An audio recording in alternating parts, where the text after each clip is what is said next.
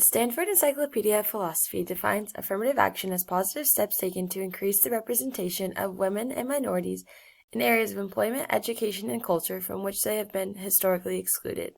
This policy is most specifically aimed at helping Black and Latino communities have equal opportunity in both university admittance and workplace hiring. As you can see on this map, affirmative action is illegal in several states, including California, first introduced in the 1960s and appearing in several notable court cases thereafter, such as the UC Davis and the Regents of University of California versus Bate case.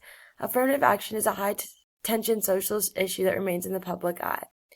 Through much research, undoubtedly, diversity is beneficial for schools and businesses alike. The aim of affirmative action was to increase diversity in both of these areas.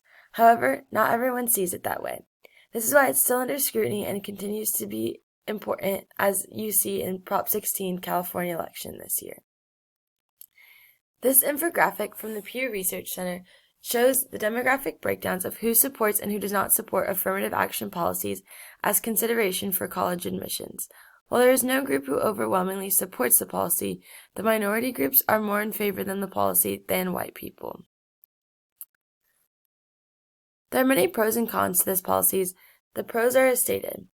It ensures diversity stereotypes regarding race as women and minorities are represented in the workforce and can prove themselves, and it compensates for years of oppression that minorities and other groups have faced. Additionally and alternatively, the cons to this policy are that it destroys the ideas of a meritocracy, basing admissions off of race and not necessarily merit. It can actually reinforce stereotypes and racism opposite of what it aims to do. It demeans true minority achievement and is not necessarily representative of true diversity. Additionally, there are costs and benefits to this. The benefit is increased diversity and representation of groups, where the cost is a 4% decrease in GDP that's consistent across sources.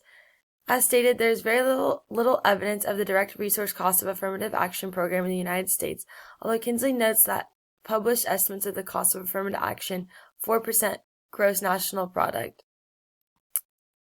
In theory, the winners of this policy are all minorities and females, as they're getting a boost from affirmative action.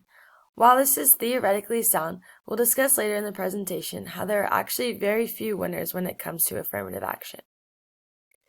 As admission and job hirings are zero-sum games, the largest losers in this policy are the white people and Asians, as their spots will be replaced with Black people and Latinx people.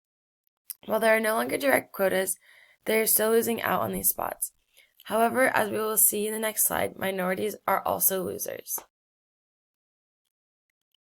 This is because of the perverse effects of affirmative action for minorities. While affirmative action is meant to help minorities, it actually winds up hurting them. There's little evidence to suggest vast improvements as a result of affirmative action, as they are moderate at best. As an article from The Atlantic explains, at play is the mismatch effect, meaning that although Black people are more likely to enter college than whites with similar backgrounds, they will usually get much lower grades, rank towards the bottom of their class, and are more likely to drop out. As they enter college that they may not be ready for, these minority students cannot keep up with the challenge and often fall prey to what Claude Steele explains to be the stereotype effect. There are additional external variables at play which complicate the situation. While it's easy to apply blanket policy to reverse discrimination, different people benefit in different places.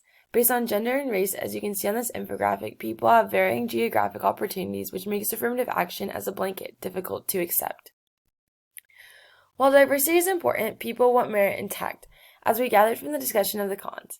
However, people also support diversity. This Pew Research Center infographic details what people think about affirmative action. I do not necessarily think it is a good policy after evaluating the pros and cons.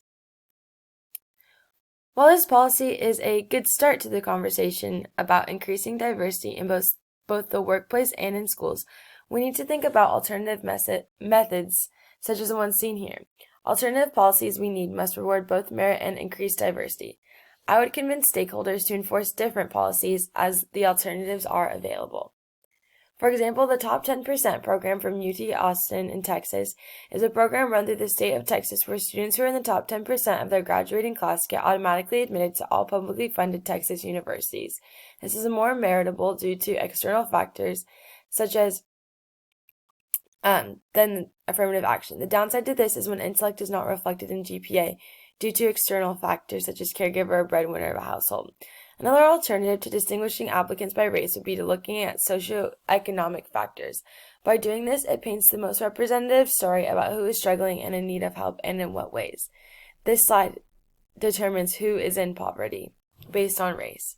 While this infographic explains changes in the wage gap under affirmative action and as a direct result of it in the 1980s, the wage gap in minorities actually increased during these times as their wages decreased relative to the white man. This shows that we need to be looking at other additional factors and how affirmative action affects socioeconomic standing. Presented on this slide is more information about the wage gap and who is in poverty. This is why it is important to look at socioeconomic factors and not just race.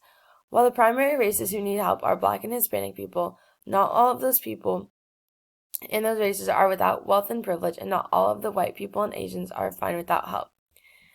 Adjusting American affirmative action to apply other countries' tactics, for example, Brazil. Using the Brazilian program in the model, such a policy could increase total economic output by about 0.4% and significantly increase total welfare and measure the society's overall standard of living by 2.4%, according to a UCLA article.